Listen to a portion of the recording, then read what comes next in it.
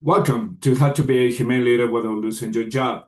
We're here to chat about humane leadership in a way that's real and relatable, tackling work-life challenges and offering practical advice to navigate tough decisions. Whether you're leading a team, whether you're leading a team or navigating your own career, we got you covered. I'm Roberto Torres, a startup engineering leader, and with me is Chris Ollerkin, a Fortune 100 IT leader. Excuse me. We'll dive into the real world stuff, share experiences, and offer guidance on leading with compassion while keeping your career on track. Today, we will discuss should we, as humane leaders, resist going to the dark side? Hi, Chris. Good morning. How are you? I'm doing great, and it's an interesting topic about humane leaders going to the dark side, especially since you're looking very dark today. Yes. It's it was on purpose actually, but you didn't buy it. Well, I guess you are going to the dark side. So why do you want to go to the dark side? No, no, Why would you resist it? What's going on with you that you need the dark side? no. I don't want to be in the dark side, but I was wondering whenever you're either at a company or you have a boss that wants to only see results and sees humane leadership as a weakness or as a leadership style that doesn't go with him, with her, or with the culture of the company. Shall we go this way? Shall we resist going to this dark side?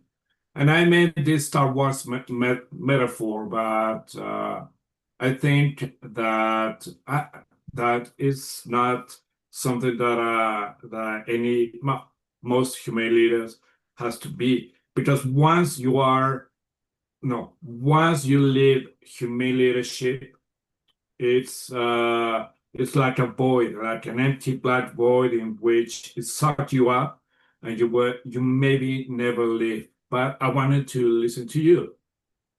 It's something that uh, might we might resist or not. Well, certainly, um, continuing with the science theme, right? The dark side, and I can tell you, depending on the company, resistance is futile to join the Borg, right? And or That's join the company. So certainly, I would hope you always, all of our listeners would do their best to assess a company's culture before joining it. But sometimes you don't have a choice. Sometimes you're acquired, and the acquiring company's culture could be completely different than your little company was as you joined the Borg. So, in my experience, you can resist.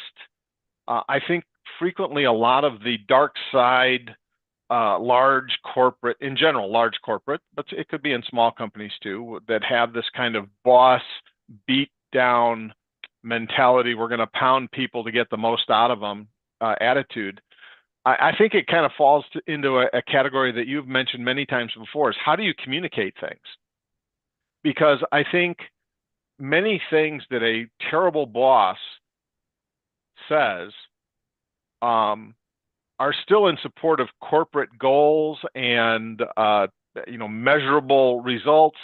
It's that they're communicating it so poorly that it sounds like a boss. And we as humane leaders, it's rare that you would be dictated to how to communicate the goals, results, things that you're being measured against.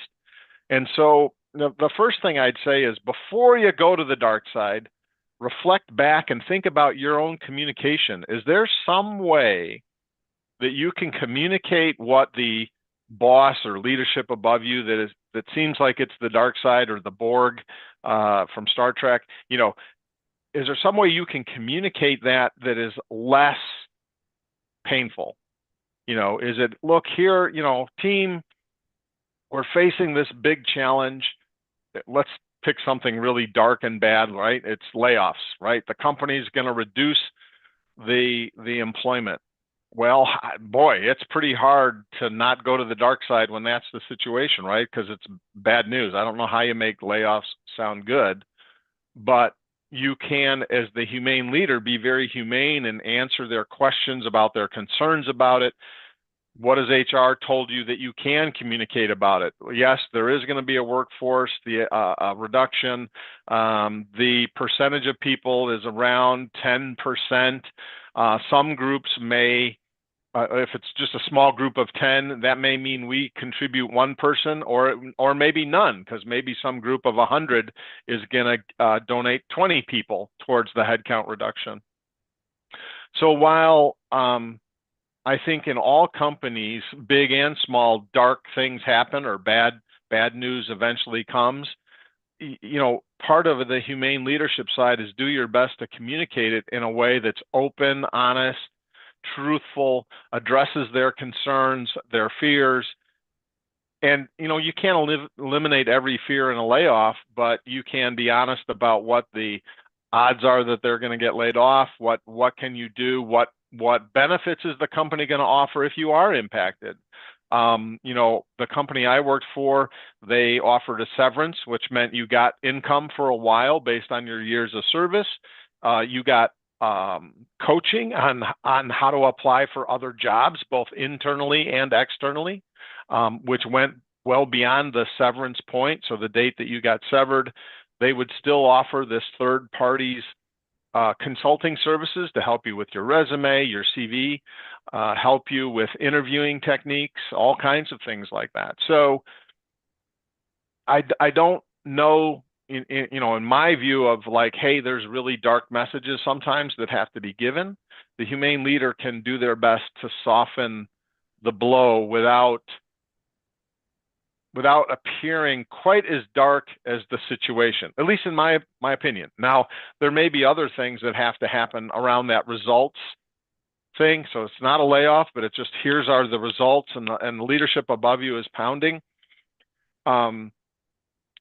Sometimes you got to be tougher on people. You know, are you the humane leader being soft? That's different than being humane, right? If you're soft and you're letting people get by and they're not contributing as much as they should, I don't know that, you know, is that really going to the dark side to hold them accountable for, hey, these are the results that each team member needs to provide and somebody's not doing them? Is it going to the dark side to single that person out and you pull them aside and you tell them that, you know, they're not measuring up? Is that going to the dark side, really? Well, actually, you spotted on different things. I totally concur with you. First one is communication. The communication from your boss to yourself might not be as good or as crystal clear as it should be. Maybe we are, yes, indeed, inferring that he or she wants us to be in the dark side, but maybe it's that they properly doesn't convey the message as it should be. So I think, yes, totally agree with that. I also totally agree that communicating with our team, crystal and clear, it has to happen. But also, I think what you mentioned at the last, it was that maybe it is that it isn't providing the results that we're expecting from. Maybe our boss is setting up that to ourselves because we're not matching those results. So going to that side is from our point of view, but from our boss is, hey man, you're not matching the results, and we have to get you aligned into that. So it is like watching this from a different perspective, like a coin. Maybe heads, it's our boss, and tails is ourselves. We have to understand the point of view from our boss, from the other side of the coin, to understand if going to that side is the solution that we require to leverage our our results. So totally agree with that. Yeah, you know, you putting yourself in the other person's shoes, right? Put yourself Yeah. in your leadership shoes. What's their perspective and view? You have your own perspective, and then you have your team's perspective. And if you haven't kind of put yourself in their shoes, you're right. You may be missing the point of their communication. You may not like how the boss maybe is telling you in a dark side style, right? Wow. But there probably is some truth in what they're communicating. It's just not a comfortable way to receive it. Oh yeah. Yeah, because one thing is as you mentioned, pounding. You might receive this pounding, but if you are maybe a humiliated, you could convey this message in a different way, rather than going with the fist analogy. No, no, no. Okay. Hey, Chris. Hey, let's talk about this. Okay. What I'm seeing is that your results aren't what it should be. Maybe what is the word? Well, you're going down in the matrix, etc. But there are ways to convey that message rather than going with a hard fist. And the thing is, it is not going with the dark side. How could you be a leader to that person and make and turn around those results from the bad ones to the good ones? That is something that communication has to have emotional intelligence, active listening has to be in, because if you're only watching numbers doesn't reflect what is going on with the other person. They might be having I don't know, problems understanding something. They might be requiring training. I know there are too many factors that you had to watch, but in order to understand those, you have to talk with that person and understand uh, what what might be the direction that you had to set that person in on to make this work, right? Yeah, no, absolutely. And, you know, I mean, so many times a lot of our themes around our communication and listening, right? And so, you know, we strive as humane leaders to communicate and listen well. And I think, you know, when I think of someone saying, you know, do we go to the dark side as humane leaders? Sometimes there are just bad messages, like a layoff, let's say. There are not great ways to communicate that. And as humane leaders, we try and communicate it humanely. Um, However, you know, I was thinking about just, you know, the quote unquote going to the dark side. And I do think that sometimes, and it's happened in my career, where we have to pretend, perhaps, that we are embracing the dark side because maybe, you know, someone just is not getting the gravity, the importance of the situation. Like maybe you're coaching them to get off a performance improvement plan. Like if they don't improve enough, they're going to get fired.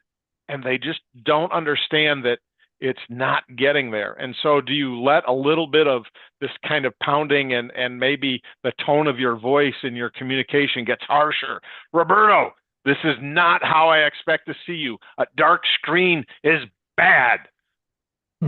Okay, I could see where a humane leader is going to start to raise his voice like that if they've used all their other tools of communication and this employee is just thinks that, hey, you're a humane leader, you're going to let me skate, right? You're going to let me by, even though I'm not contributing as much as the rest of the team. That is not humane leadership, because if you don't get them producing, the boss above is going to fire both of you.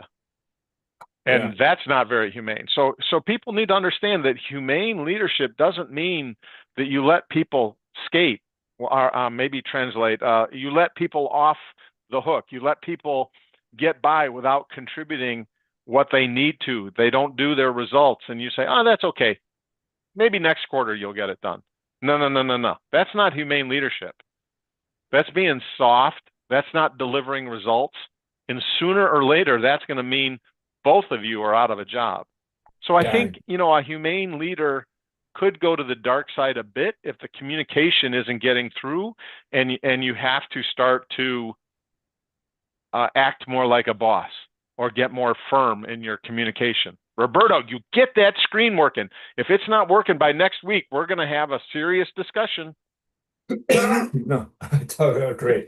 Yes, yes. I understand. We had to be maybe, let's say that the dark side, it is a room. We can enter the room. We let the door open, but we know that until it is necessary, we will leave the room. And I totally agree.